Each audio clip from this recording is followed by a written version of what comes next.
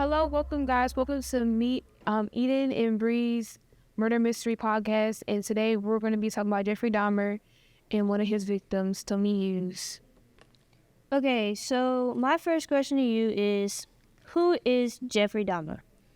So Jeffrey Dahmer is a Caucasian man, a serial killer that killed like 15 people.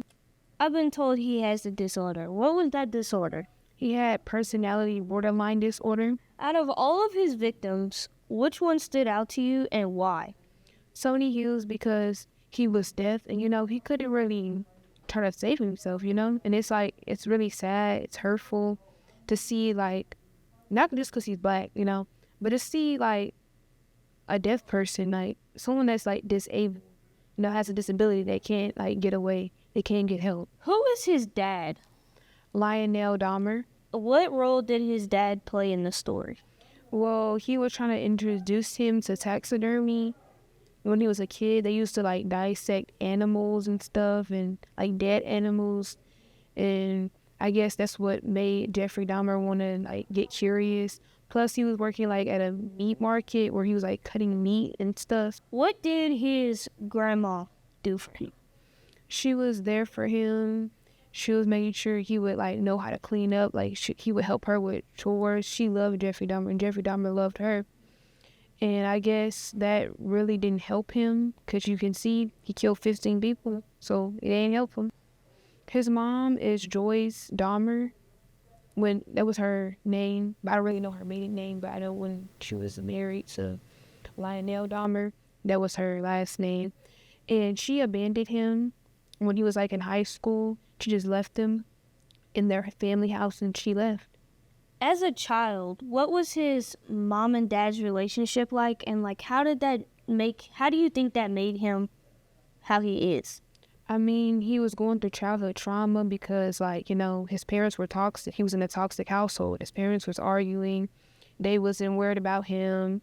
They was, like, just worrying about themselves and their relationship. They wasn't there for Jeffrey Dahmer. There wasn't like, oh, son, let me help you with your homework. Let me be there for you. How are you doing? Like, they didn't have that relationship with each other. What did his neighbors do to try and help the police?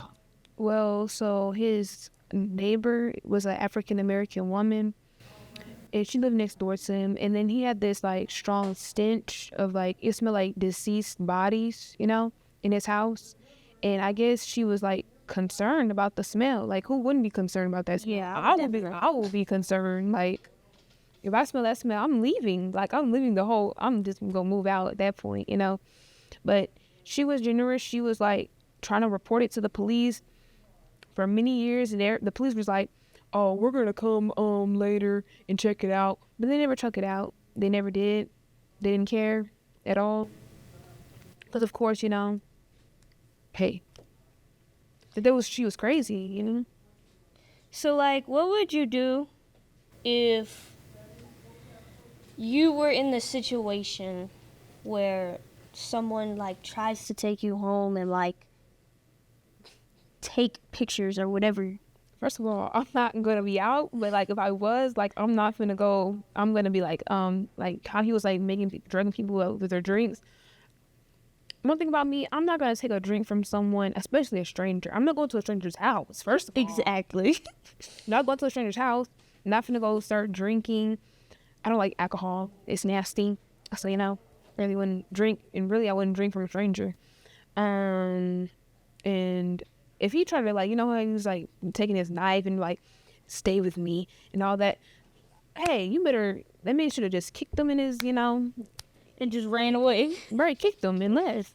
We have a news report from, like, the first time they reported it. We're gonna watch it. All right. A gruesome story leads off our newscast. Milwaukee police found body parts in a north side apartment, and now they wonder if they've uncovered some kind of death factory. He ate people? Earlier this morning. Police hired a private contractor to haul a refrigerator and a tank And of one acid interesting out of fact the about apartment in that, the 900 block of that's North a month. 25th That's Street. really a month Because of the after acid, he some killed neighbors 20 were years. evacuated briefly. Police block of North 25th Street. Because of the acid, some neighbors were evacuated briefly. Police found parts of bodies, leading them to believe the man they arrested is a mass murderer. He had bodies in his From our refrigerator too. investigation, we feel that this individual strongly is involved in other homicides. We have taken evidence out of the building by the medical examiner to be examined. What brought the police in? The officers were stopped by an individual who claimed he was in the apartment and became engaged in a dispute with the owner of the apartment and left the apartment and called the officers. A 31-year-old man was arrested at that apartment. The Milwaukee County Medical Examiner will release more details on this case this morning at 10 o'clock. But a police lieutenant tells us he suspects this case could get national attention and could be the most gruesome case we have seen in Milwaukee in years. Oh my God. Yes. Imagine killing someone and just putting them in acid And then putting them in your refrigerator. and eating their hearts. That's just nasty. That's nasty. Disgusting. Like, you must be some real nasty. Terrible. I ought to be ashamed of yourself. I really feel bad for Tony Hills because, you know, they literally had to wait like a whole like month just to get justice. You feel me? Like, that's sad. And then, like, I feel bad for the other victims because they had to wait years to get justice. The next podcast will be about the family next door.